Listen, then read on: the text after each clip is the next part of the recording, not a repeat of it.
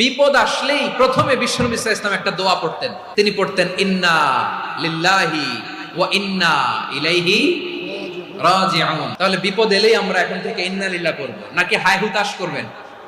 একদল আছে হায় হুতাশ করে, হায় আল্লাহ রে মোর কি হইল রে, মই কি হরমু রে, মই কমবে যামু রে, এরকম বিলাপ করতে নিষেধ করেছেন বিশ্বনবী। কি করব, কই যাব, কি হবে, হায় হায়, এরকম হাহুতাশ আছে না? নাই। বিশ্বাসীরা হাহুতাশ করে না, তারা ইন্না লিল্লাহ পড়ে। তারপরে বিশ্বনবী পড়তেন আল্লাহুম্মা আজুরনি ফি মুসিবাতি ওয়াখলুফ লি খায়রাম মিনহা।